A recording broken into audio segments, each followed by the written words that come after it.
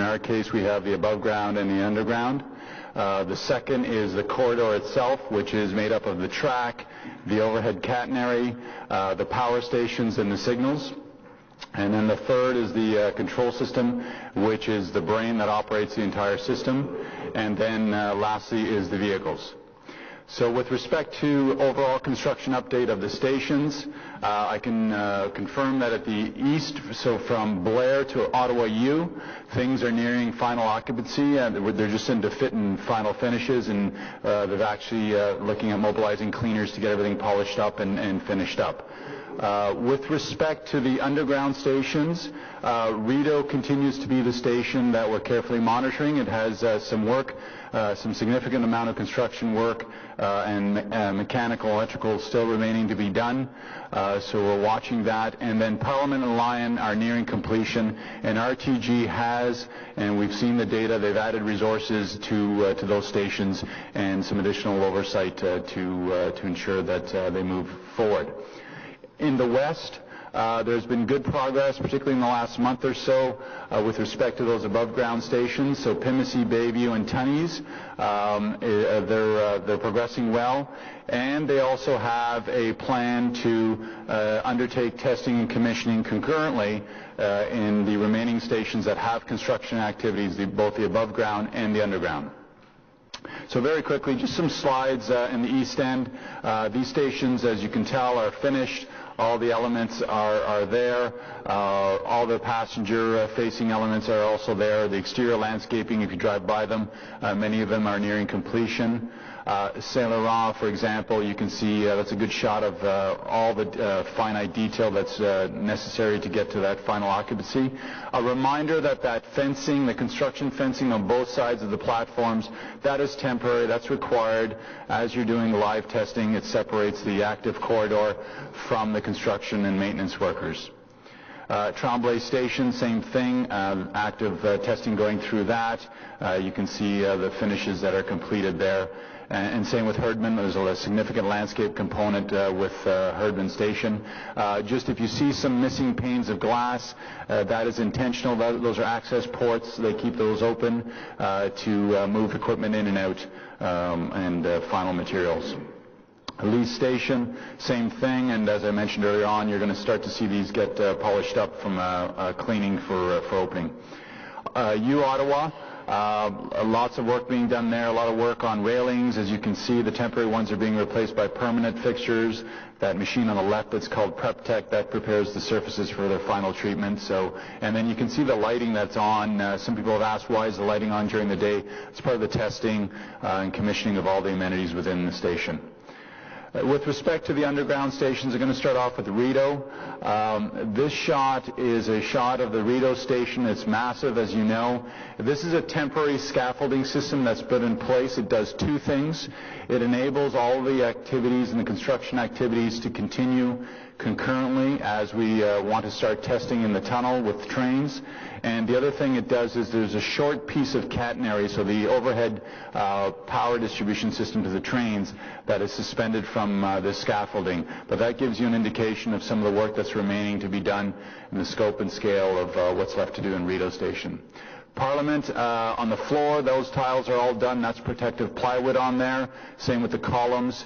To the left, that is a large array of Lyon, same thing. Flooring is done. Those columns are complete. They just insert LED lightings where those slots are, and then as you can tell, they're doing the final ceiling panels.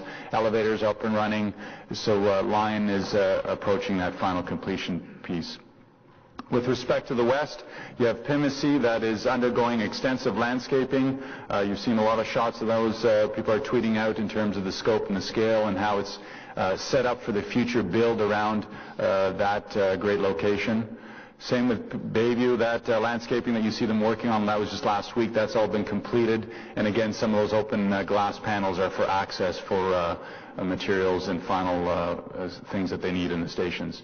Tunney's Pasture, you get to see the cameras there, some of the signage, the skylight that forms part of the artwork, and if you go by there in the evening times, you'll generally see two vehicles parked in that location.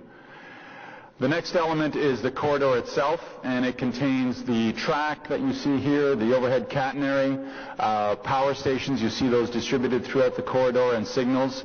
That has all been completed, so end-to-end, all of those elements are done. With respect to the Rideau piece, that just gets swapped out as part of the final finish once that scaffolding comes down. Next, in terms of the railroad build, is the communication-based train control system. And it's the system that controls the train. It is the brain of the entire system. It's highly sophisticated. It's been used around the world. It's by Thales. I've mentioned that to you before. And it's critical. It's like the human brain. It provides all the functionality to the railroad. The path to revenue service requires that we pay critical attention and focus on the commissioning of the CBTC and all the other systems as they're vital to completion of the delivery of this program. It's hidden from view. I know the public can't see it, but it is essential to the safe, reliable operation of the system. And it's made up of the following components that all work together. There's the system and train controllers. So there's the overall system controllers, and then there's controllers within the individual trains. I'll show you a picture of that in a moment. There's what's called zone controllers. The network is broken into zones. And then there's the automatic train supervision, or ATS. That's what gets fed into the control system so that we can see the active movement of all trains, and we know where every train is all the time in operation and at what schedules. So this is the schematic. I've used this in the past.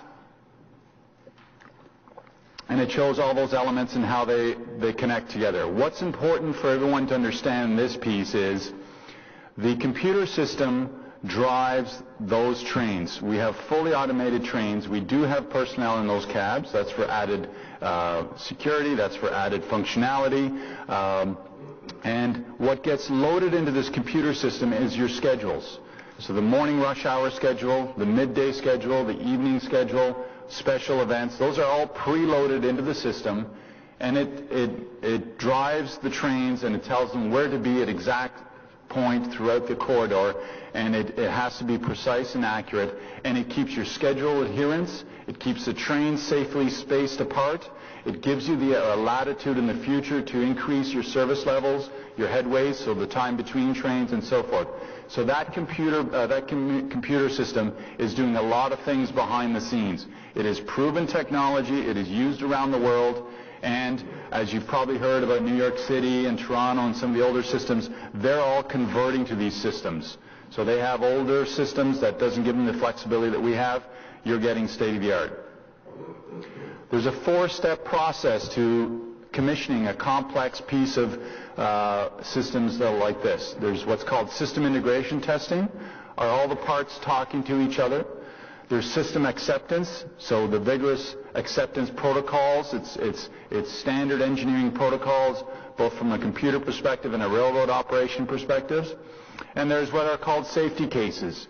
So you need to ensure that the trains can do everything that they're designed to do under various safety scenarios. And then there's trial operations.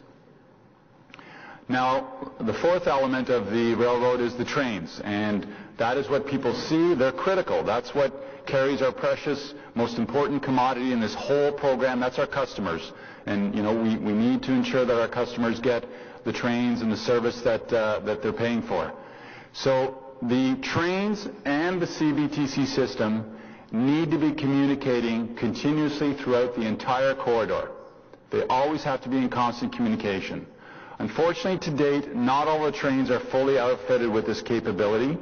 We have 2 that don't have the computer modules that I'm about to show you. But once they are outfitted, obviously the trains go through the extensive trial running that I've talked about in the past, and we need to demonstrate the full capabilities, communicating end-to-end along the corridor.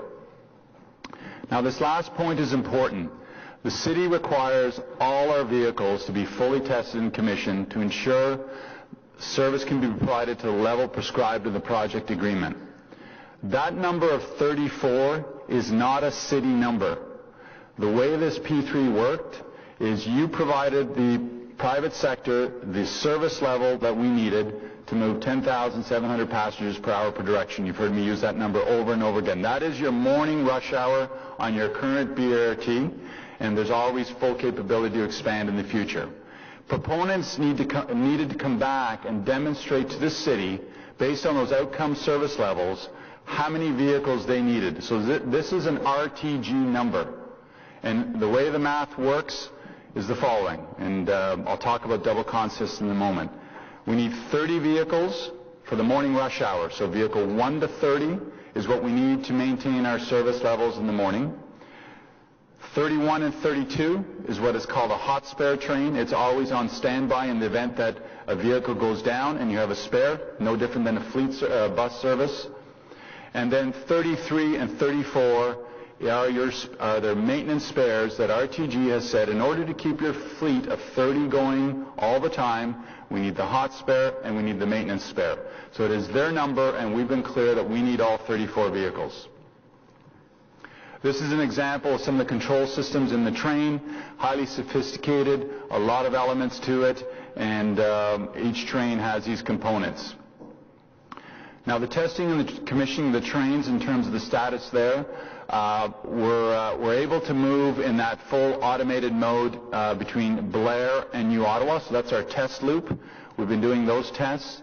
Along the western corridor, so Tunney's to Pimsey, the trains are electrified, and there's some testing underway there. You may have seen those movements. CBTC testing in the west has also commenced, and there have been some train movements in the tunnel. Now, the full CBTC testing of those trains in the tunnel is scheduled to start in the next few weeks. When we're in service, so in the morning rush hour, afternoon rush hour, throughout the day, throughout the week, you will see a two-car configuration. So those 30 vehicles translate into 15 trains in full service. And we need to see the testing of the double trains coupled. That has started in the East End, as you know. There's been some photos out on Twitter and so forth. But we need to see that along the entire rail corridor from Tunney's to Blair. And to date, that has not commenced. Next, I want to move to revenue service availability. And you remember last fall, there was a lot of discussion about this, and I just want to bring us back to what revenue service availability means and how it's defined. It's very important to emphasize revenue service availability is defined in the contract that you have signed with RTG. It's written, it's in black and white, it's a term that they agreed to in the contract. And no different than moving into a new house, the position the city took, which RTG agreed to, is there can only be minor deficiencies when we move into revenue service. So that's substantial completion of all the civil work, the mechanical and the electrical systems, delivery of all vehicles, in this case the 34 that they said they needed to ensure they meet our service standards, all the customer-facing elements, the signage, the next train announcements, the wayfinding and so forth, and commissioning and overall system performance and verification. You'll recall I've been talking extensively about system-wide integration. That is part of the revenue service availability definition that's in the contract. Maintenance readiness, so RTG, you'll recall, morphs into RTM, Rideau Transit Maintenance Group. They need to demonstrate to us that they're ready for maintenance, and they've done a very good job in that regard. Operational readiness, are they ready as an organization to support the system? Safety and system assurance, we've talked about that extensively. And then there's sign-off by the safety auditor. It is not the city safety auditor, it's the safety auditor that's been appointed to the project. Then there is the independent certifier, which is also required to issue a certificate acknowledging revenue service availability has been achieved. So there's a lot of steps to achieving RSA, and it's enshrined in the contract. Also, under the terms of the RSA, you've heard me use the term trial running, and I want to share with you the details associated with that that's contained in the contract. The objective of trial running is to demonstrate that the complete integrated system works. End-to-end, all subsystems, all personnel are there, the procedures are in place, so we can confirm we can go into revenue service. And Project Co, in this case, RTG, is required to conduct 12 days of continuous near-perfection running to demonstrate that ability to us. It's 12 days of near perfection. They can have some minor deviations, but we want to see that those double trains are running end-to-end, stopping the right location, opening, announcing the next stops, everything's working, SCADA's up and running, we can do what-if scenarios, all those things. And at the end of the exercise, the integrated system is ready for revenue service. Now this bullet on the top of page 30 is important because it relates back to when I talked to you about the schedules. Remember the preloaded schedules that go into the computer? We need to see that we can move the passenger volumes in those regular and both for peak and non-peak schedules. That's the importance of the trial running. And the train cannot move into service from Tunney's to Blair. It only moves into service from Tunney's to Blair once there's full testing, commissioning, and trial running is complete. The safety auditor signs off, and then we're ready for revenue service. So the key activities that we need to carefully monitor and continuously push RTG on is the Rideau station, multiple trains operating in CBTC mode, the western alignment and how things are going there vis-a-vis the vehicles, the end-to-end testing of Tunney's to Blair with double consists, verification of all the systems, the fire alarms, the next stop announcements, all those things, safety assurance, SCADA. SCADA is very, very important. It feeds into the control center all of the system elements so that in our control center over at Saint-Laurent we know what's occurring throughout the entire corridor. And full fleet operational testing in CBTC mode from Blair's to Tunney's. And then, of course, once the stations are completed, final inspections, code compliance, fire inspections, and so forth. So let's talk about where RTG is on the November 2nd date that they provided to us on February 5th. You recall on February 5th, they advised the city that it would achieve RSA by November 2nd. And we have been meeting with them constantly and being on top of them in terms of how they're going to achieve that, when are they going to achieve it, and so forth. Last week, RTG met with the city, and they requested that the city carve out certain requirements of that RSA list that I just walked you through. So they asked us to eliminate some of those requirements, and they asked for an amendment to the project agreement because they believe they cannot achieve RSA by November 2nd without the city deviating from contractually what we agreed to with RTG for $2.1 billion. And it's important to note that you are not required to waive any of the requirements of the RSA. You're under no obligation, and we have repeatedly advised RTG that it must meet all of its contractual requirements. So what RTG requested in the carving out exercise is a modification to the fleet size, a partial station opening of Rideau, and reducing the requirements of the prescribed trial running, the 12 days of consecutive testing from the project agreement. They also asked us to consider partial line openings and soft starts. Some important factors in our decision making in this regard. Number one, you've heard me say over and over again, this is a conversion of the busiest BRT in North America to light rail. On opening day, it'll be the busiest light rail system in North America. Unlike new LRT lines or line extensions, our line is required to handle the very significant passenger loads that are currently using our BRT. And the trial running requirements, which is, as I've said repeatedly, is the demonstration of the ability of the system to run and function the way it was designed from end to end, reliably handling our passenger loads at the headways and the travel times, and those are all important things that were included in RTG's bid. So our position is the following. We reviewed, we listened attentively, we assessed, we continued to bring our extensive team of experts to the table, and what they proposed last week we have rejected based on the following. We have been clear with RTG consistently that a modified fleet size will put the city at risk and will put us at risk in our ability to operate the system as planned and promised to our customers. At the end of the day, you're building a light rail system for the customers, and they need to get what they were promised. We also said we are not on for the dilution of the prescribed trial running requirements. It's clearly outlined in the PA, and they've been contractually agreed to by RTG. and it degrades our ability to be assured that the system will operate as designed, a risk we're not prepared to take. With respect to any partial station opening, we are clear. We know how our system works. It will impact transfer points, the multimodal linkages that you've asked for.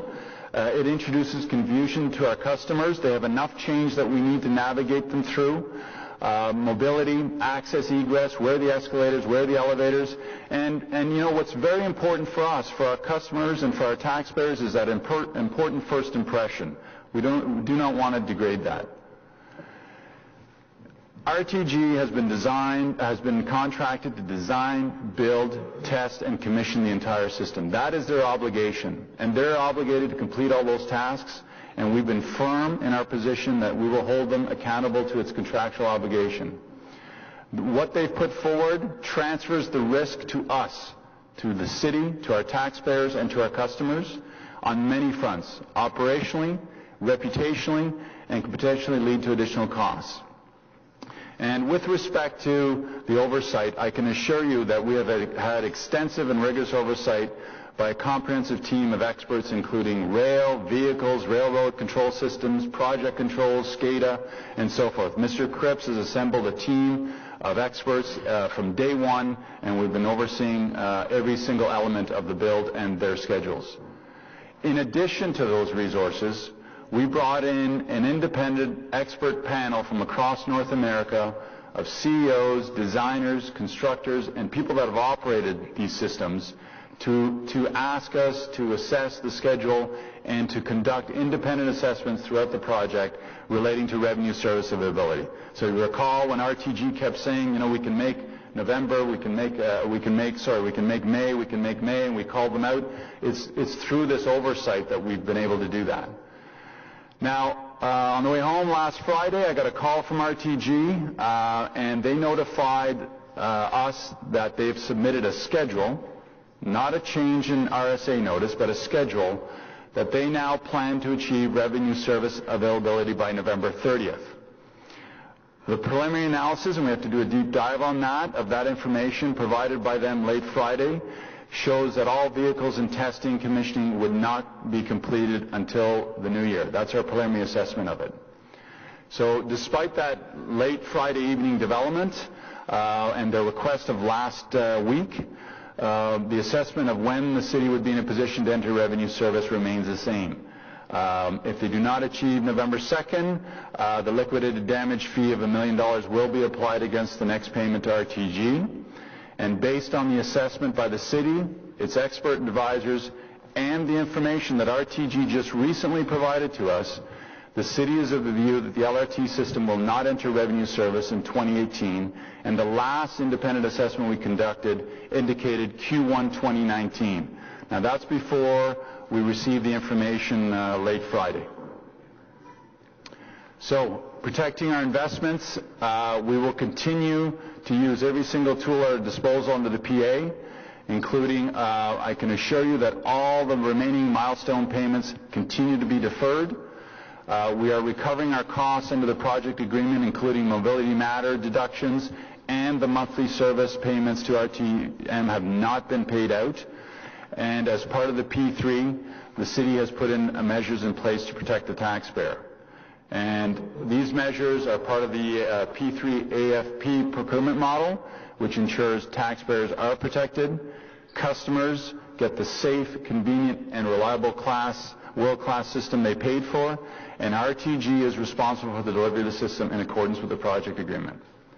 So our priorities continue to be provide Ottawa with a safe, reliable, and world-class system, ensure that safety is the top priority, and protect the interests of the taxpayers, transit users, and all residents of Ottawa. Thank you, Mr. Mayor. Happy to take any questions. Great. Thank you very much, Mr. Manconi. Councillor Blais.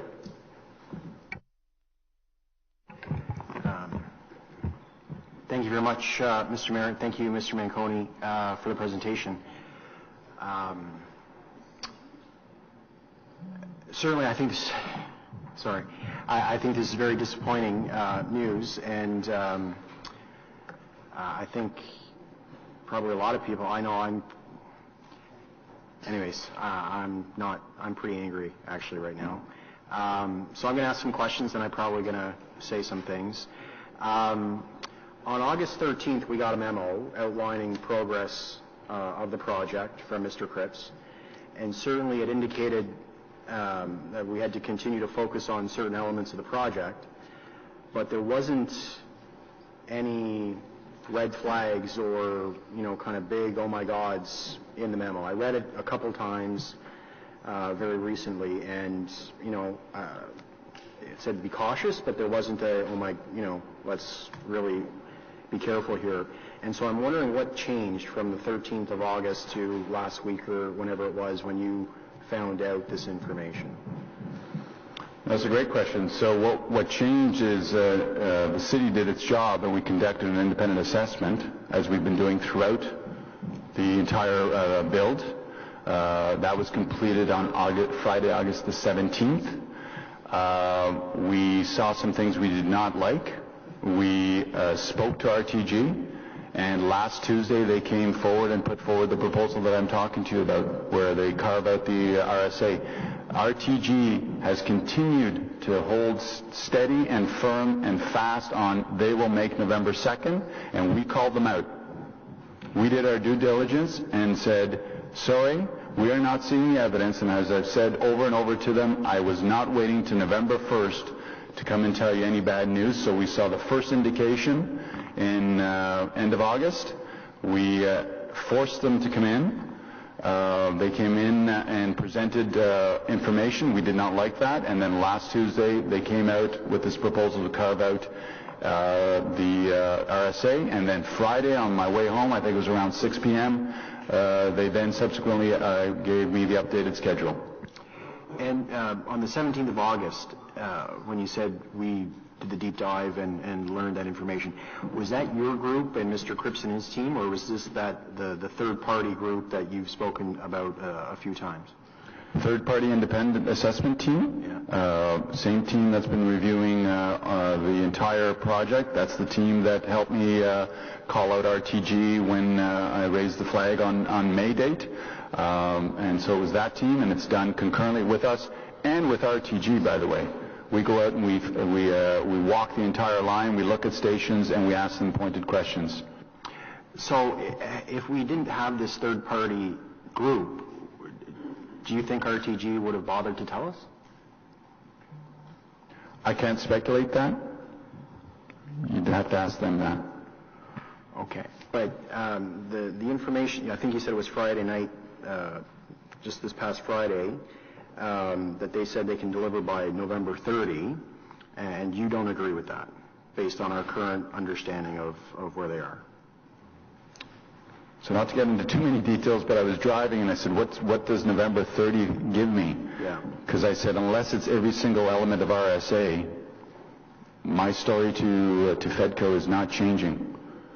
And so they said, well, no, we still have some vehicles that those missing components, and you can proceed without all the vehicles. And I said two things. Number one, it's not all about the vehicles. We still have Rideau Street. We have other things that the SCADA and so forth.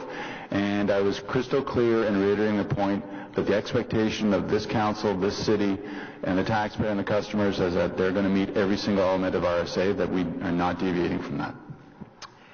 And so, I know you've been very consistent about that to this committee and to council, and I think council's been consistent back to you with that as well. I guess, where is the breakdown happening with RTG then? Like, why aren't they getting it? Again, I can't speculate. I can tell you my opinion. I think they want me to flinch, and I'm not flinching. I'm not biting. Okay. And so, can we still trust RTG when what they're telling us? At the end of the day, you will have a world-class system. The work they are doing, there's no concern with work. I don't want people to start speculating, are they fast-tracking and safety and then compromising. The oversight that Mr. Cripps has, the oversight that we have through the certifier, the independent safety certifier, the safety assurance program, very robust build. I trust them with their build. I trust them with the vehicles. I trust them with all that. There's nothing that leads me to doubt them in any respect in that regard. You just have to go and visit the infrastructure and see it firsthand. And also those independent leaders that we brought here have operated things like New York City, Boston, and other systems, St. Louis. They've been around complex systems. They've not raised any flags to Mr. Cripps, to myself, and you have those layers of oversight embedded in the project agreement. So we can trust them on the build. I can't comment on what motivates them. I suspect it's commercial issues. You have to remember, you've got them right now in terms of you're not giving them the payments that they were looking for, and we are not deviating from that. And so can you remind us, then, or maybe Mrs. Sinulik can remind us, when was the last time we paid RTG for their work?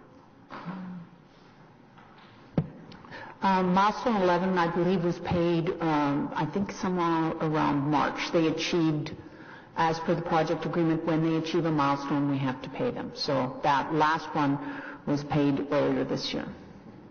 And how much money, should they actually deliver the system, how much money is still outstanding?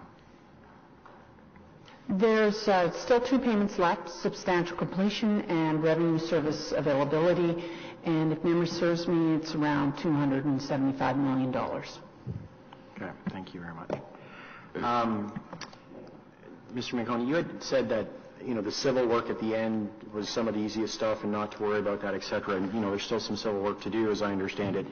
Is that work that can be done effectively during the colder winter months? Like, can concrete hold up if it's poured in the winter and so on and so forth? Yes, I think the good news on that front is there's not much of that left to be done. All the major landscaping and so forth is done, so they're not into those things that are susceptible. They will have to heat their work areas for their employees if they need to do fit-ups in those above-ground stations, but those are tracking well. It's really Rideau is the one that they've got a lot of work to do, and all the concrete is done, and the logistics on Rideau for them is complicated because while we're doing active train testing, and this is where we grilled them, they need to move material in and out in between our train testing and so forth. So it's Rideau is the complicated one. Okay. And how does this affect what happens next? How does this affect Stage 2? So a few things. Stage 2, there's nothing that we know of that we see that will impact Stage 2. As you know, you've already ordered the vehicles. The MSF expansion is well underway. The procurement is continuing. There's no dependency on do we need to be in service to get our Stage 2 underway. So that is fine. And then what's very important too is the customers on the bus service. There's no more changes to our customers until we launch the train service. They've been through enough, and so there is no more bus changes coming to any of the routes throughout the system. And if I could throw that in, I remind RTG it's not just about their build. OC Transpo and the rail office have been going full out doing one thing, taking care of our customers and our employees because they're going through the phenomenal change that this transformation brings, and it is highly complex. And on the city side, 21 projects for readiness, all on track. We're waiting for them. Thank you. I'm glad you mentioned our customers because, I'm sure we've all heard from our customers, and let's remember our customers are our neighbors, about the impacts that we've seen. And it was always under the understanding that they were going to get this amazing new system, and they were going to get it in the spring, and then we asked for some patience, and they would get it in the fall. And now we're asking for even more patience, and I hope that the cup hasn't runneth over. And it's not just bus riders either. We have to remember that the road detours that have been in place for, in the case of Orleans, years to accommodate this. And in fairness, I know that there's no more route changes coming, but there are other changes that might come, I presume, before the train might open, given we don't know now. And so I would really, I would not support changing fares until LRT's open at this point. If you recall, we had changed the fare schedule to January 1 implementation. I'm not sure that I could support changing fares in this environment. And so, Mr. Mayor, I'd like to direct staff to review the fare options, including a delay in the implementation of the fare table, the new fare table, until LRT is ready to go. And I presume, and the clerk's office can correct me, I presume this is probably something that needs to be considered by the next council. So to have that information and a recommendation back to the next council at the earliest opportunity of the new council, Mr. Mayor. Okay, and I would also add that staff identify a revenue stream. Yeah, for sure. I think that's appropriate. Thank you. Thank you, Mr. Mayor. Thank you, Councillor Blais. Just clarify, Mr. Manconi, because I don't think we dealt with it specifically with respect to the trains, because for many months on our green, yellow, and red progress chart, the train system, or the physical trains, tended to always be green, and there was a problem with parts that went missing, basically, and that slowed down the final component. Can you explain what happened? Certainly. Well, if you look back at the presentations I've given you to date, train production was moving along very well. We tweeted out the 34th train build and so forth, and again, we were surprised. RTG a few weeks ago came in and said, we have a bit of an issue, and we asked what's the issue, and we were surprised to learn it's with the train build. They had parts that went missing, and it was a range of everything from the actual hard parts on the train. They were able to, Alstom was able to either remanufacture those parts or get suppliers to reroute components to them. What's missing right now are two critical computer systems that go into the computer modules that go into the last two trains. And they're provided by Thales, so they're in contract with OLRTC, so the city does not own that risk. We do not get into that space. You did a great job of giving the vehicle risk to the proponent. Otherwise, you'd be into a debate with Alstom right now. And they are trying to either get those parts manufactured or find them. And I'm a little dumbfounded as to how we can't get two extra computer modules. And I'm not telling you anything I haven't told them. That A, we're extremely disappointed, and B, get the parts. On the financial risk, you mentioned the $1 million that will be deducted from their compensation. I also understand that we will hold back any of our incurred costs as a result of the delay. Is that correct? That's correct. We, as you recall, we balanced the transit budget, so it's a net impact of zero, and that's through the holdbacks of the RTM maintenance period and also the continuation of the levies that they're charged for detours. That continues, and we're going to continue to do that, and the city manager has given us direction to, we're not sending them an invoice, we're deducting that from the milestone payments. Okay, thank you. Councillor Eglin, please. Thank you, Mr. Mayor. So a couple of comments and questions.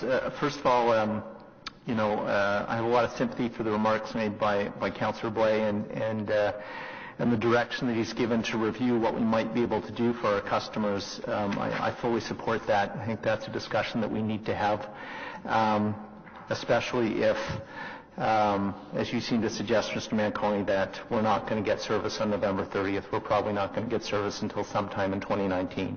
So that's a direction that I very much support, so we can have a full discussion around what we might be able to do. I think our bus riders, our transit users have been more than patient over the last number of years.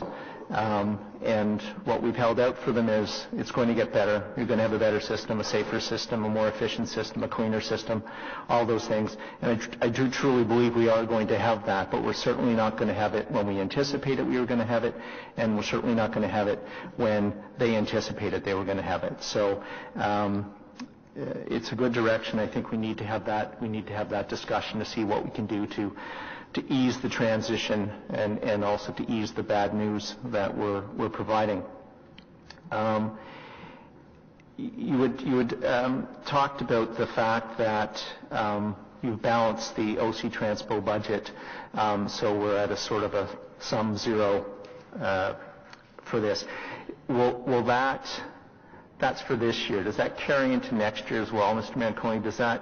Are we able to provide the same level of bus service that we need to in the event that the train doesn't open till February or March or whatever that might be, and still still be at an even position in terms of dollars, or is your budget then going to go into a deficit?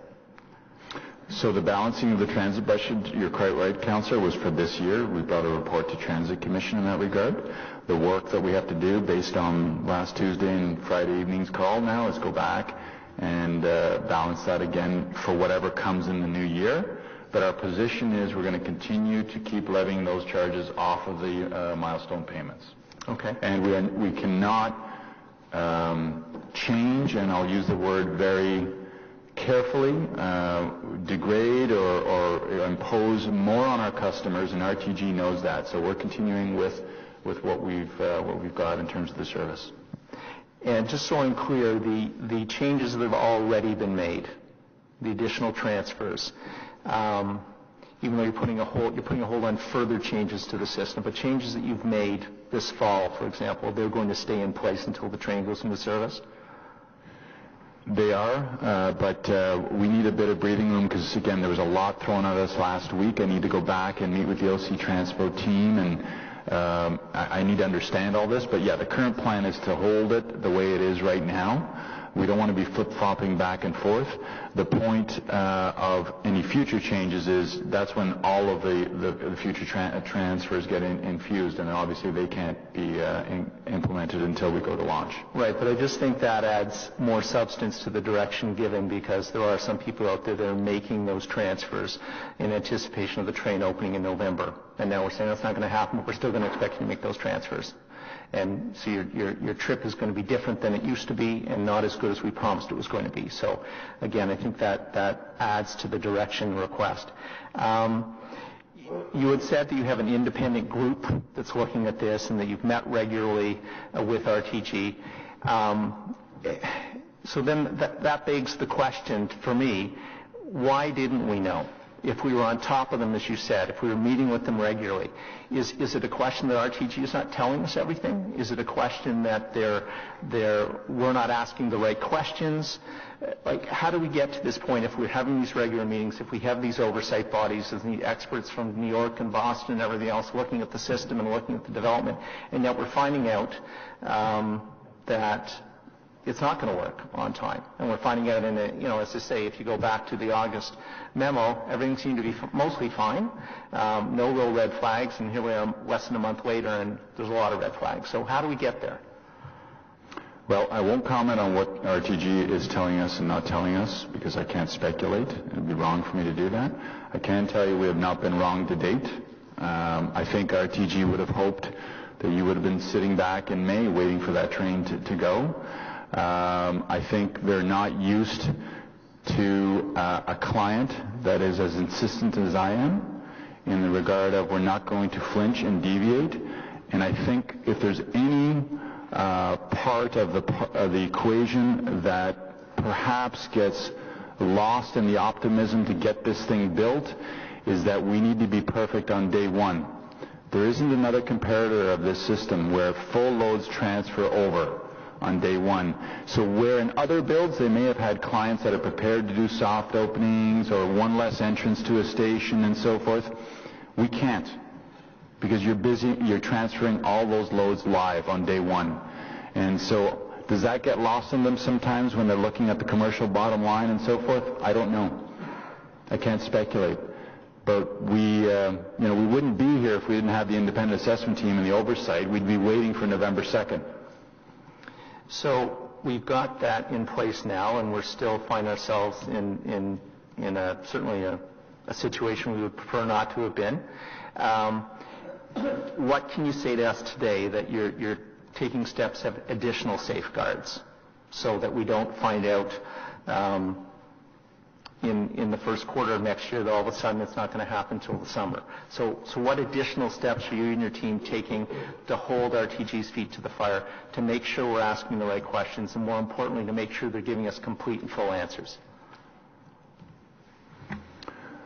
So the first thing is the parts for those trains. They need to give us an answer on that one.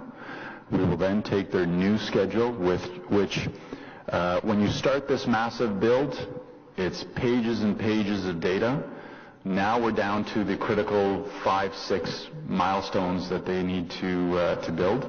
And through the scheduling experts that we have, we look at can they achieve those dates and those builds, and that you're not tripping over on critical paths. How much float time do they have? How do they get there?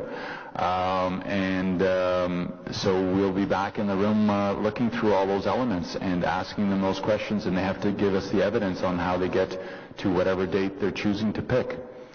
I can tell you verbally on Friday, I told them unless all of the RSA elements are in there, November 30th doesn't mean anything to me. So, and you've said that a couple of times, and I know you don't like to get pinned down to dates, and I understand that, but can you give us some sense of when you think the train will be in service with what you know now? You're quite right. I will not give you a date. I'll say the same thing I said last time. I can't guarantee you a date because it's their date to manage. But what I will tell you is that we're going to hold their feet to the fire, and our hope is that we can launch this train in Q1 of 2019. That is the objective that we want to get to, knowing what we know now. But perhaps things change after today. You know, I'm sure they're going to be looking to us as to what we're saying to you today and what the response is, and it's non-negotiable. We need those trains and we need those parts found. So they may miraculously show up with parts, and things may shift. We want the train in service just as much as anybody else. We want the pressure point, the issues, the stress over on our customers and our staff. I have to go back and talk to union leaders and talk about the layoffs and so forth. There's a lot of things that we, the city, have to do as a result of this. And so the sooner the better, and it is our full force that we're going to hold their feet to the fire. And I know that the city manager continuously has had my back on this, and I can assure you that RTG is going to be hearing from both of us about next steps. So, again, to go back to the concept of carving out pieces and doing it earlier and that sort of thing, to keep it in as simple terms as possible, if we take the train system with any of the RSA requirements outstanding, it would be a little bit like buying a piece of furniture at IKEA from the as-is department. You can't bring it back and say, I found another ding, another scratch. We're done. Is that a fair way to sum it up? Here's my analogy on it. It's a great question. Assume you and your spouse want to build a house. You go to a builder. You say, I don't know anything about houses. Here's the size of my family. Here's what I want to do. Here are some of the amenities I want in that house.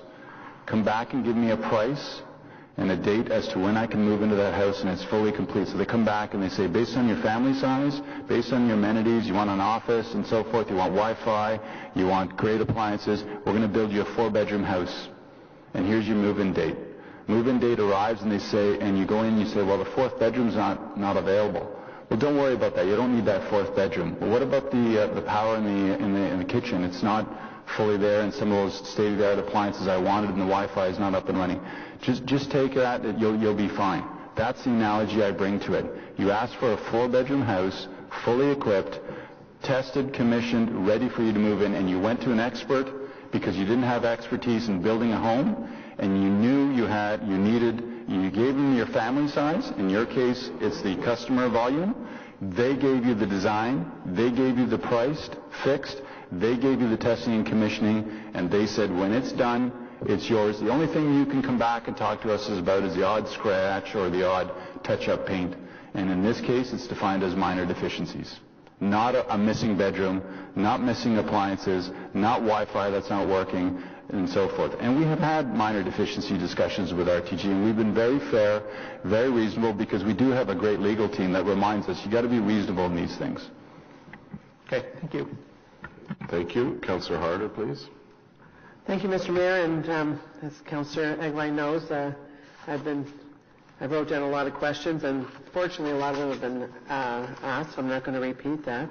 But building on what you were talking about as far as the staff, because as we know, I know many of the drivers have been talking to me about, their notice and stuff like that. I mean, I'll be interested for that update, because I think that's critical, whether we're going to have people that are going to be available that haven't found something else to do and made a commitment, when they were anticipating leaving. But my concern on that as well is we haven't likely been investing in our fleet because we anticipated not needing as many of them. So from things, everything like winter tires to, and absolutely we need that with the fact that now we're not going to be finished really until likely into the deep of the winter. But my concern is, are we going to have the fleet to support the current system? Yes, you do, I think it's people and the fleet.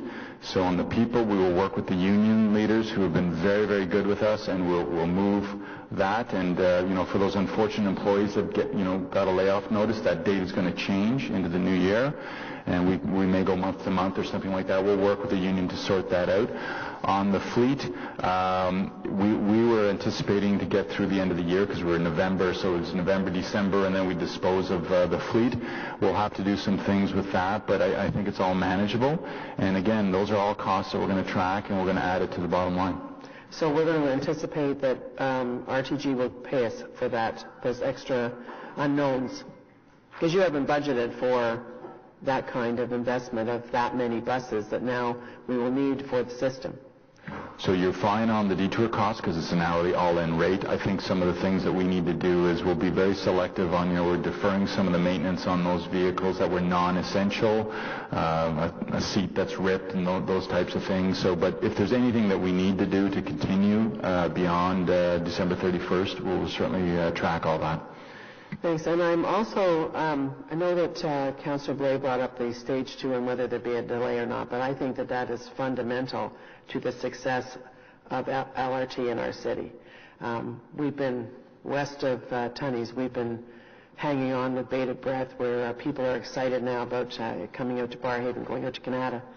And it's critical. So do we have the ability to stay on schedule with that? I mean, and are you concerned that we actually have a deal or our contract is actually with RTG to be the manager of the next stage? Do you have confidence in that?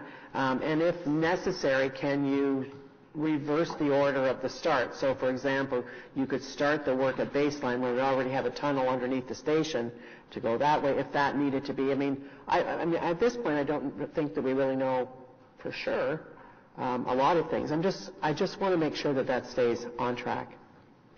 Councillor, you're fine on Stage 2. There's no direct dependency that's going to compromise your timelines or your issues there. And on the confidence of RTG, I think this helps bolster our position as to what we want for Stage 2 in terms of perhaps they need to bring in some different approaches and personnel. I can tell you they're getting used to our style as a city in terms of we want what we're paying for. Well, one thing that certainly I'm finding out with the work that I'm doing on AVEN and precision agriculture and that sort of thing that's unique to us is our weather. Do you think that there's a chance that the extreme weather conditions that we have in Ottawa are a factor that maybe no organization that has built this sort of LRT of any kind, tunnels, etc., has had to deal with, and that is part of a learning curve as well? Do you think there's a possibility that that's tied in? Because I know for a fact that people are looking to Ottawa as a test base on the other things we're working on because we are unique in globally. I don't think climate is the issue. I think we need to remind ourselves, and I'm not defending RTG, but I'm sympathetic to the following. They did have a massive sinkhole. And to their full credit, they did a phenomenal job of responding to the restoration of that. And it's an engineering marvel what they did there to get that tunnel reconstructed and the issues there. Again, I'm not speaking on their behalf. This is John Manconi observing. In hindsight, should they have taken some time to assess, could that have caused some of this delay? I don't know. But the weather, I think there's a bunch of offsets that gives them advantages, such as we've got a dedicated right-of-way. So they're working, unlike some of the builds in Toronto and so forth. They're not in mixed traffic. They're not shutting down businesses. They are detouring buses, but they've got a dedicated corridor, so that's much easier for laying track and catenary and so forth. So the weather, contractors are used to the weather, and Ellis Don is doing some of the major civil on the stations. They're used to cold weather climate pieces. So thank you very much. Okay. Councillor Deans. Thank you very much, Mr. Mayor, and thank you, Mr. Manconi, for the presentation. And I mean, I share the disappointment of people around the table, but maybe I don't necessarily share the surprise as much, because I've been feeling for months, just listening to your monthly updates, the magnitude of the challenge that was facing RTG, and maybe it's just because of my experience with the Presto implementation, which I recognize is really small potatoes compared to implementing something like this. But when you have all those systems that need to work together and be integrated, it's complicated. It's very complex. And just watching the monthly updates, I had a strong feeling that this date was not a realistic date. In fact, I've been telling my constituents that on the doorstep, that although I'm hopeful, I'm doubtful that we're going to meet that date. And I very much agree with your approach. We don't compromise safety. We don't compromise reliability of the service. Even if it takes longer, as disappointing as that is, this is a system that's going to be running in this city for many, many years to come, and it has to be done right, and it has to be safety first. And if it's going to take longer, unfortunately, maybe it's just the Presto thing in me, but if it's going to take longer, it's going to have to take longer, but it has to be done right. And so I agree with you. But what I see is the domino effect that this is going to have on the city and on the corporation and across like a lot of different lines. For example, we're waiting for the transportation master plan to see how traffic patterns changed with the train running. So now the train's delayed, presumably the TMP will get a further delay as a result. We've changed bus routes as a result. Are we going to put them back in place until we know when this is going to be up and running? And we've given notices to our bus drivers, termination notices for, I think, the year end, right? December 31st? December 1st, yeah. December 1st. So presumably we're now going to have to ask our bus drivers to extend. How long are we going to extend them for? Again, we need to look at the revised schedule. Certainly we need them for the end of the year, and then we'll make some arrangement if we can go month by month. But it's complex, right, because they do their booking, as you know, Councillor Deans, on work and so forth. So we have to work all that out with the union president. Okay, and what about the route changes? What are we going to do about those? So no more route changes. What we implemented in the fall schedule stays in place. The key message to customers is that the next route changes will be the transfer points to the main hubs once the LRT opens. So we're not going to impose any more changes to our customers on routes. Okay, so just hold there for now. Because it's difficult for people that are using the system every day when, there's so much uncertainty, but unfortunately I think that's the reality that we're faced with now. I had been calling for a continuous audit through phase 1 of LRT, and I guess I'm left wondering now if we had been continuously auditing, if some of these issues would have shown up in that process earlier. Well, you'll recall we did have an audit by Mr. Hughes, and it was it was all about this. It talked about operational readiness, and it is those systems and subsystems that he identified, and remember he defined it as a very good process. All those this goes right back to Councillor Blais's question, what were you doing to make sure that we knew about this? And all of the systems worked. We have the monitoring programs in place. We have the independent assessment team, all those things. And it has been audited by Mr. Hughes, and he was very pleased with all the systems so that you did not get to the day before November 2nd with a surprise on your hands. So the early indicating system worked. And I said in the past I was going to wait till the last minute. So here we are. As soon as we knew it, the week after, we're briefing you. Okay. I'm just wondering about the financial arrangements with RTG. I know there's the $1 million payment, but there's also going to be additional costs to the corporation as a result of this. For example, paying the bus drivers longer. Whose cost is that? Is that ours or is it theirs? That's what I talked about earlier on. The transit budget has been balanced based on they are paying for those costs through the various project agreement clauses. So that was for this year, and now we're going to remap it if it needs to go into the new year. So they'll pay for that? That is the direction that we have given Mr. Cripps and his team. That came right from the city manager, and you saw that when we brought the transit restated budget before you. The treasurer and I reworked all the numbers, and so it's made up of the deferred maintenance payments. I think it's around $4 million, plus all of the payments that they're obligated to pay for detours, not the bus detours, but the traffic detours. Those fund our bus detour costs. So we're continuing to deduct our costs off of their next milestone payments. Okay, and then Councillor Blake's suggestion, which I agree with, to not change the fare table until such time as LRT is up and running, that comes with a cost, presumably, and whose cost would that be? Well, I heard the mayor say come back with a funding source, so I'm going to work with the treasurer, and we'll give different options and scenarios on that. But is that the city's cost as opposed to RTG's cost? So if you're asking me my opinion, I would not see that being our cost. The question will be, can you flow that back to RTG? So I don't know if the treasurer wants to comment on that, but I'm assuming that's where, based on the comments around the table, the direction would be, would see if you can charge that back to RTG. Is that what you want? Yeah. Yeah, that would be the intent, my amendment. Okay. Okay, so that would be something. I think what I would like to ask for is for the treasurer to prepare for members of council a financial implications document that would look where you would outline the payments that are being held back and the additional costs that the city is anticipating as a result of the delay, just so we can have that all in one place and we can have a better picture of the costs and the potential for recovery of those costs. Is that something that would be reasonable?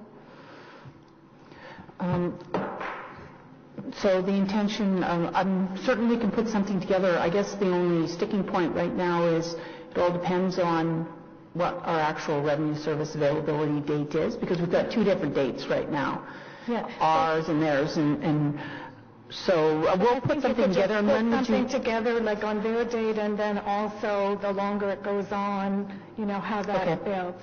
And when would you want that for, Councillor? Whatever is reasonable. What would be reasonable? Okay. We'll try to put something together as quickly as possible. Thank you. Okay. And just on those parts, the parts that we don't have, how long have we known that those parts were back-ordered? So they confirmed last week that they could not locate those parts. They indicated to us a few weeks ago, I'm going to say 3 maximum, I don't have the exact date in front, but it was weeks ago that they had an issue with the vehicles and that they were missing parts, but their position at the time to Mr. Cripps and I was they were confident they had a plan to either acquire the parts, find the parts, or defer other train orders and get the parts. So they left us waiting for a response, and then we basically pushed them on it. So they found everything but those computer modules that I talked about, the Talus computer modules. Okay, and just one last question. I had heard, I always say the tunnel talks, but I had heard from just through the grapevine that there's an issue with the power source, and once there's a power outage, we're having difficulty getting the trains up and running again. Is that the case? No, the power issue in the stations is, I believe, Mr. Cripps will correct me wrong, some of the stations were being fed from other transformers, so once there's a bridging of power, and Rideau Station is the final one to have full power, but as you can tell by the photos, there's electricity in that. There were some final connections that they needed to do, and I believe all the power now is 100% through all the underground stations. Good, thank you. Those are all my questions. Thank you, Councillor Deans. Councillor Cheryshenko, please. Thank you. I'm just going to say no one could be more disappointed than me and members of council, but I think to be more accurate, no one could be more disappointed than the many people who have suffered through, endured, patiently put up with the many delays that have been caused throughout this construction period, and many thousands were looking forward to that. So naturally, we're all, I'd probably say all of Ottawa, is disappointed today. That being said, though, I want to thank you. I want to thank you for two things. First is for being as candid as you are, because it would be no surprise to anyone today if I were to say we're in an election period, and there would be nothing more tempting than for you to delay this announcement, to somehow find a way so that all were so disappointed in November, after the election's over, no one had to go out on the hustings and talk about the delay, one more delay.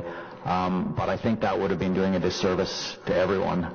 I think it naturally would speak to your own integrity if you were to do that, and it would be just too tempting to us to, fluff that for a while, and then, as I said, those of us who were back in November say, "Oh, isn't that a shame? We didn't know." We do know, and I'd rather know, and I would rather that we all know, and we go out and talk about. Are we better to move forward honestly with this delay and ask the question, do we put safety and quality of service and opening the system that it's meant to be a couple of months later now than the compromise system that has been proposed to you by RTG, if I understand that. So the second thing I want to thank you for is not blinking. And I don't think we need a motion, but if I were to draft one today, it would say, don't blink. Because we're all counting on you and your team to hold RTG to what they are contracted to do. So I think that's absolutely critical. We expect nothing less. So thank you for doing that so far, and please continue. I have a couple of questions. Many of the key ones have been asked now. When you're 6th or 7th on the list, the good ones get asked. We saw some media coverage and the city's response on the issue of concrete, deficient concrete, back about a month ago, maybe a little more than that.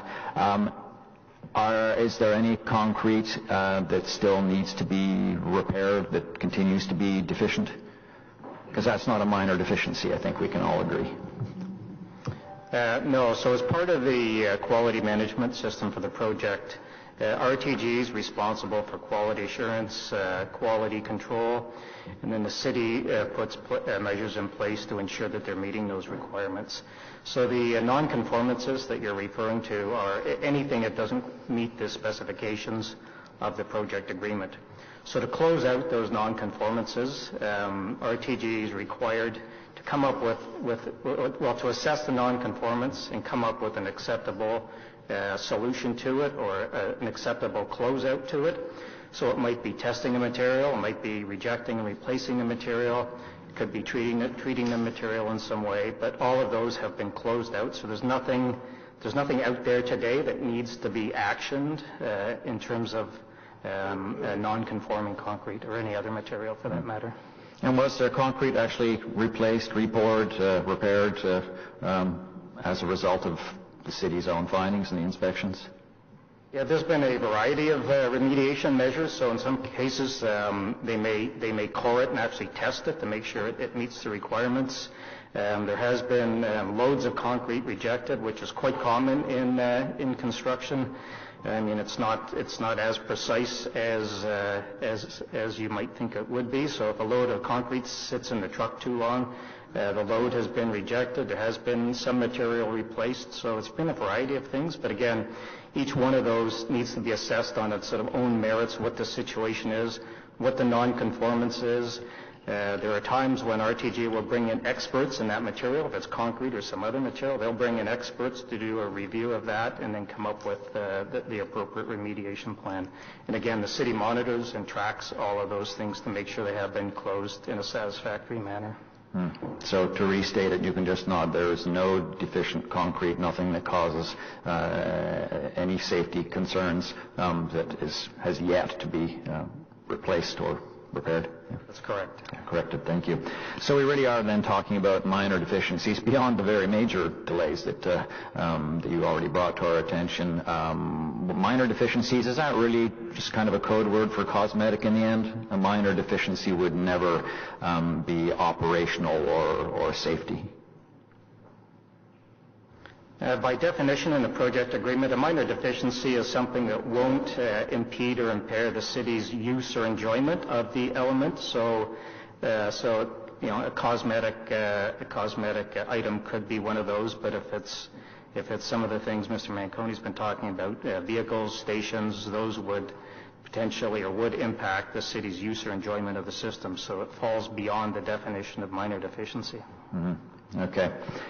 So as much as I'd like the system to be perfect the day it opens, and even those scratches and blemishes that are cosmetic to have been repaired, that's something I might be willing to compromise on in a very small way, but absolutely not on the kinds of things that you identified, on the number of vehicles, on the number of bedrooms in the house, and whether there's Wi-Fi, to use your analogy, Mr. Manconi. So we entrust to you not blinking and holding to that, and of course keeping us up to date should anything change. Thank you. Right, thank you, Councillor. Councillor Hughley, please. Thank you very much, Mr. Mayor.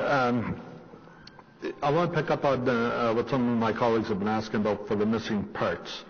Is this, the computer modules, is this something that in the wrong hands, they could use that to access the system? No, it's a module that goes in, and you'd have to have all the other elements of that schematic that I showed you to work. So there's no security risk to these missing parts for the system? No. Okay, thank you. That's a good relief. I agree with my colleagues that when this system does start, I'd like it to be fully tested and make sure that we're not going to get into breakdowns and, shutting it down for weeks for service and trying to move everybody back to buses.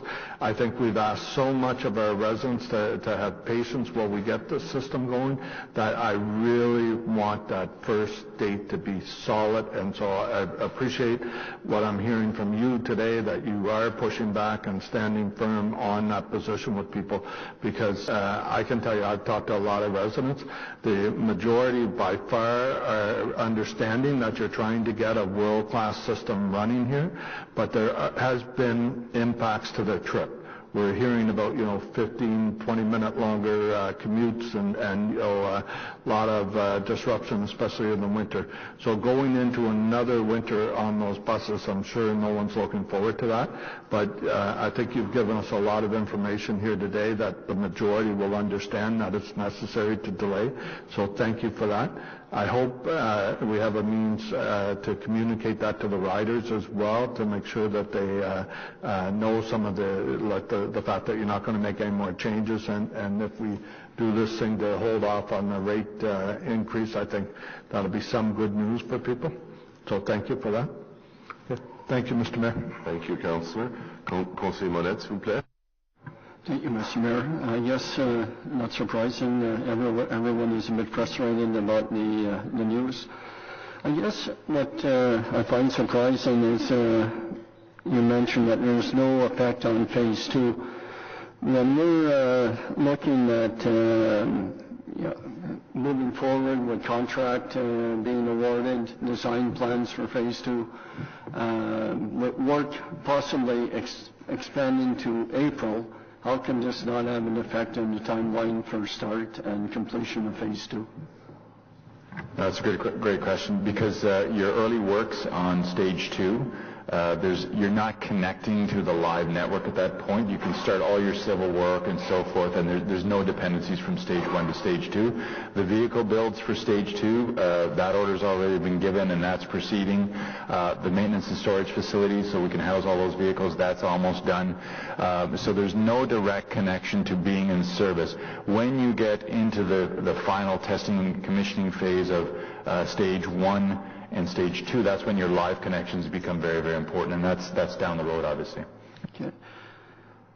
A bit disappointed. You mentioned that bus routes will not be changed, and that's good news that the bus routes will not be changed right now.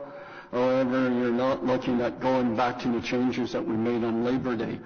A lot of residents have expressed that they have had to use more transfers. It's a longer route. It's a longer walk. We're going through winter time before we see the completion of Phase 1. A lot of these residents were quite happy with the service they were getting before and are not very happy with the changes that have been made. The changes were made due to start of November and preparing for November. Would it not be better to roll back those changes to, say, March, right before we're anticipating the startup of Phase 1? It's a very good question.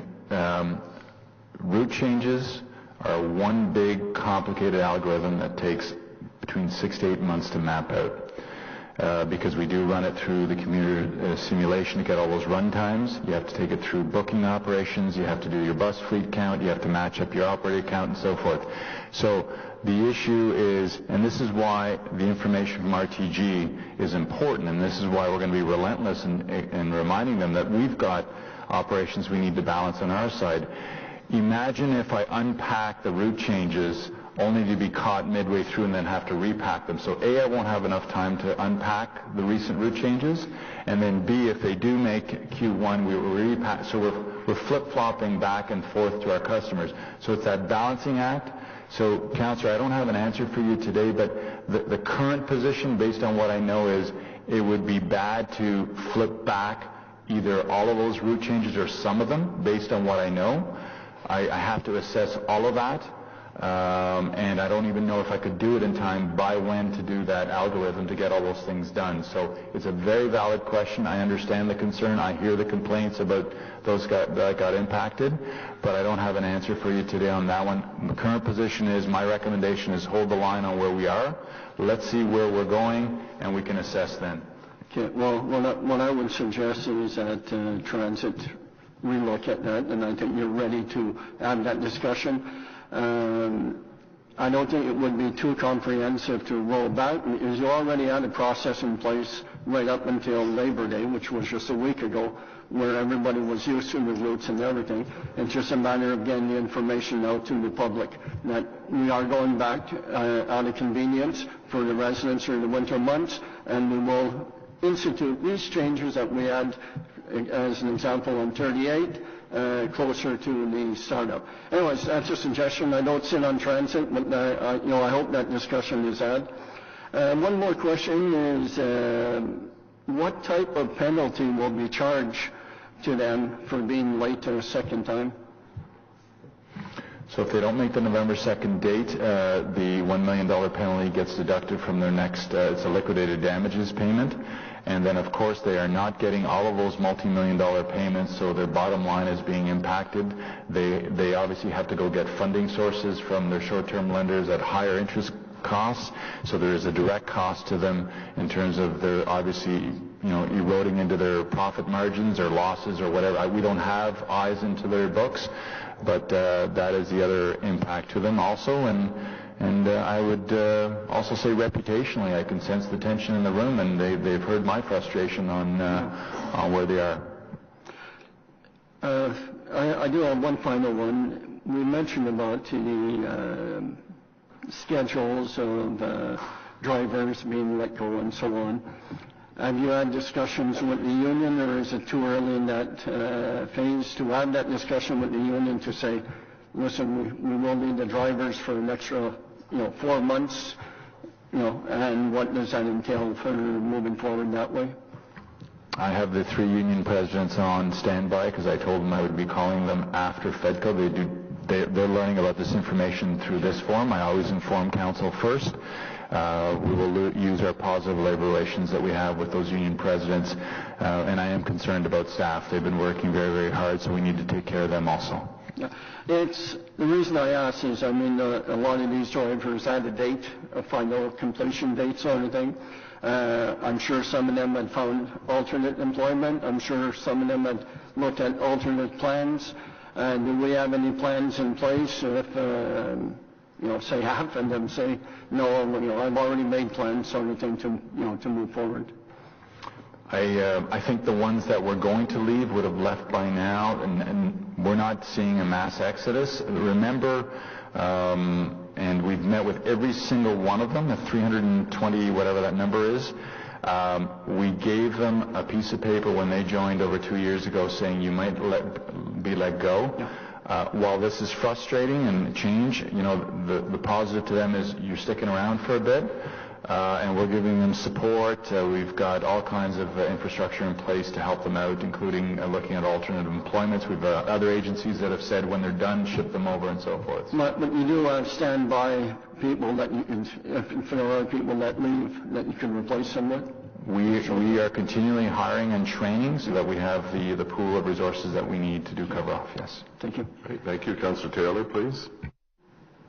Thanks very much, Mr. Mayor. And a lot of the questions that I had have been answered, asked by my colleagues, so appreciate that.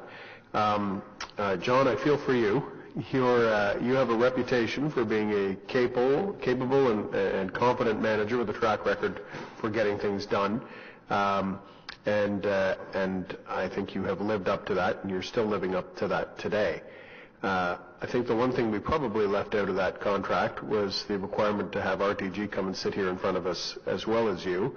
But I understand that you're the person responsible ultimately for the project. So, we heard some of my colleagues, Councillor Chernyshenko, talked about, you didn't kind of shirk your requirement to come here and tell us about this, notwithstanding that it wasn't going to be pleasant news. So I wanted to ask you about your impression about that good faith. I think we have it with your team. My question is, does it extend to RTG? There comes a point where you start to feel like they're the kid who shows up the night before to tell you, I was assigned a project 2 weeks ago and I didn't do it, and now I'm in a bind. So, I'm concerned or I'm interested in what your opinion is about how this delay, again, the missing parts that disappeared out of the blue, how does this impact your view of the good faith relationship that we have with RTG? Because I think it's important because, I don't want to get to a scenario where we go operational. They're responsible for, maintenance and all the other products down the line, and the relationship is eroded to the point where they'd say, well, look, that's not written in the contract. That wasn't in black and white. So if we don't have to do it, we're not going to do it.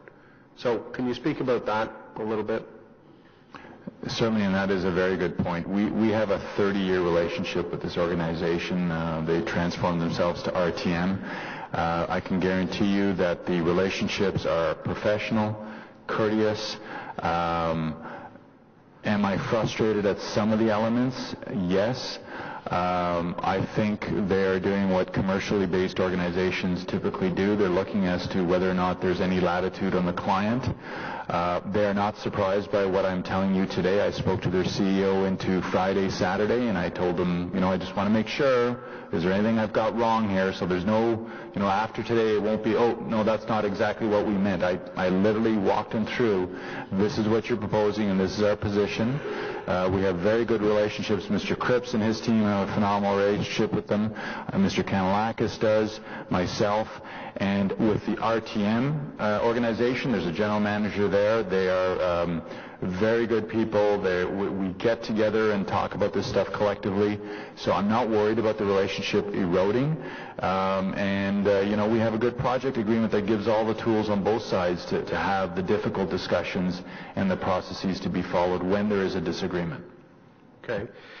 So a couple of my colleagues, and no surprise, I'm a stage 2 councillor, not a stage 1 councillor, and I was always of the opinion that the second mouse gets the cheese, and there was always going to be difficulties with stage 1. The project of this size, it was unavoidable. You just get into a game of, how do you minimize them? You've said there's no impact to stage 2. There's no, until we get to that connectivity point with stage 1, which is down the pipe, there's no delay in the planning and the moving forward on stage 2. My question would be, how do your experiences on here, on stage 1 to date, how do they inform, what we might want to embed in our agreement with respect to stage 2? What are the things that we didn't anticipate that, looking back on it now, we want to ensure that we have in our stage 2 operability agreement? So we did a lessons learned on stage 1, and we've amended stage 2 accordingly. We also have an ongoing roster of things that we're learning from stage 1 that Mr. Cripps and myself give to Mr. Swale, and that's been embedded in all of the procurement documents. The other thing that we have to our advantage is there's prescriptive language as to who they can assign to lead these projects.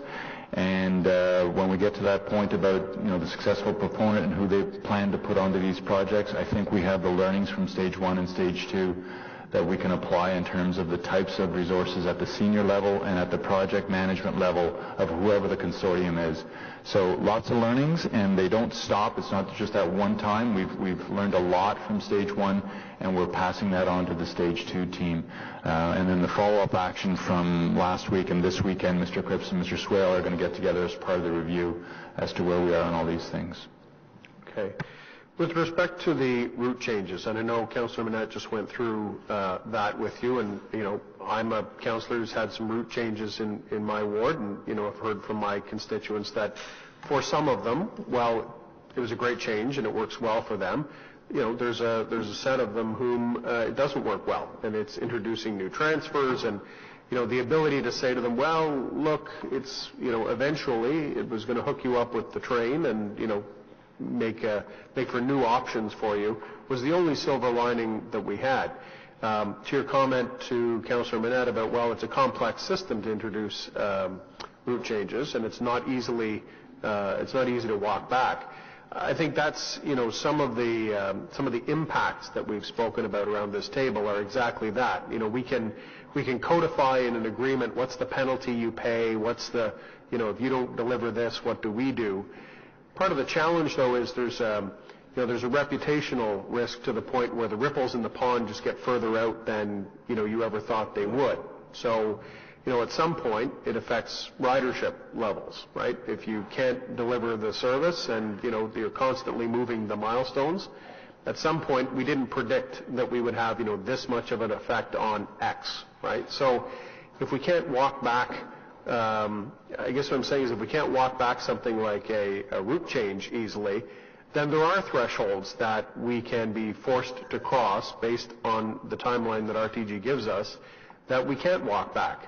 And there are going to be impacts. Maybe they're not financial, or at least not immediately financial, but they could be reputational. So, I would urge that we somehow look at embedding that in the future, stage 2 and beyond deliberations, because there's always going to be an impact, and if we put ourselves in a position where we can't reverse something because it's just too complex to do, then we have given up that lever to them, notwithstanding what's in the contract. So I'll leave that with you. My final comment, I guess, would be... Sorry, Councillor, you'll have to get back on the list. Okay, thank you. I'll leave it there. Thank you. Councillor McKenney, please. Thank you, Mr. Mayor, and thank you, Mr. Manconi, for the update today. Again, I echo what Councillor Dean said earlier, and some of my other colleagues, that a delay in a project of this magnitude of 6 months and now another few months may not be surprising, and we can certainly look, to lessons learned and understand how we can perhaps get certainly better information and more timely information out of RTG in the future, because I don't see that that's happened to date. But what I do want to pick up on are transit riders, and in particular those transit riders who count on our transit system, our buses, to move about, not just to get into work and back every day, but those who have no other option but to ride our transit, our local transit routes. Many of those are seniors, many of those are folks with disabilities, many parents with children who have no other option but to take our buses every day. That's how they get to do their shopping, to do their groceries. It's how they go to our libraries. It's how they get around the city. And I'm going to, when we talk about the route changes, I wasn't supportive of the changes that happened at Labor Day, but it was going to be for 2 months, and it was going to be through a period, time, fall, which is probably the easiest time for people to be outside and walking. But now we're looking at likely February. We're looking at the winter. And specifically, the number 11 route. And I'm not going to go out and tell people, it's all about algorithms, so I realize you can't get from Confederation Station anymore to Rideau Centre. I'm not going to tell people that the algorithms are too difficult and we don't know how to walk it back, because we do. It's the same route. We're asking for the same route that was in place before Labor Day. So I'm appealing to you today. I'm going to ask you, I had the conversation with Councillor Leeper as well. Our residents are very much affected by that route change. It's not just a simple transfer. It means that there is a walk that is not accessible to people. There are many people. I can do it. I can jump off a bus at Confederation Station, go down that hill, slip and slide a little bit, go under the tunnel, get back out, scoot across the street, dodge traffic. But many people can't, and I have the option not to do it when I don't want to, or when the weather doesn't allow. So I am going to ask you to go back and look at the route, especially the 11. There is no other option for people.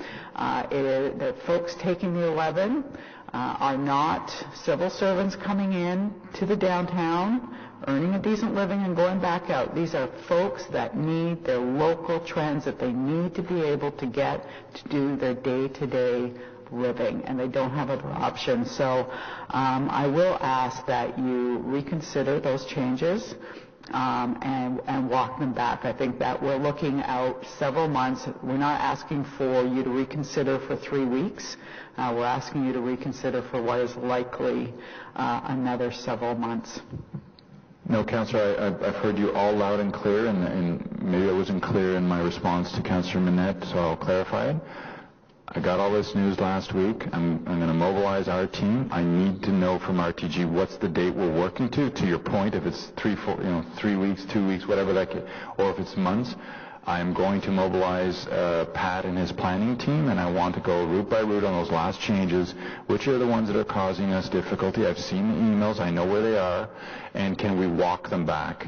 And if so, how do we do that, and can we do that? I just don't want to say yes today without knowing all the inputs from RTG and whether or not I can and by when. So I totally get what you've just said. We've got to take care of the customer. We've got to take care of our staff that are driving those routes. So I want to think through that and manage those expectations well. And we will circle back with the affected councillors before we do anything in that regard, obviously. And then we have to tie it into the Master Ready for Rail campaign, because we've got to package up the messaging on all this to say, what are we telling our customers? What are we telling them about no more route changes? What are we telling them if we are walking back certain routes, and so forth? So you have my assurance. I will do a deep dive onto those things and look at it, because I understand the sensitivity associated with that and the lack of value proposition to those customers. Thank you. I appreciate that, and I appreciate that it's been brought up several times today. So I just want to emphasize, timing, because we have told the residents that, November 2nd is coming. So again, when we're back, when we're getting the phone calls, when we're talking to folks, when we're on the bus with them, we need to be able to give them some assurance that we will have answers. So I just want to leave that out there. Thank you. Thank you, Councillor McKinney. Councillor Egli, second round. Thank you, Mr. Mayor. Just a quick follow-up question to legal. So we've been given 2 dates so far. Neither one has panned out, unfortunately. If a third date is agreed to by the city with RTG and that also does not pan out, am I correct in understanding that in addition to holding back the money we would owe them, there would be yet another $1 million penalty to RTG for every date missed that we agreed to? Yes, Mr. Mayor, if a date is agreed to by the parties, it would be another $1 million hold. Okay. Thank you for that clarification. Okay, thank you. Anything else? Okay, thank you very much, Mr. Manconi and your team. Notice of the motion for consideration at subsequent meeting. Inquiries, no written inquiries received. Other business, adjournment. Carried. Our next meeting is the 2nd of October. La prochaine réunion, c'est le 2 octobre 2018. Meeting adjourned. Thank you.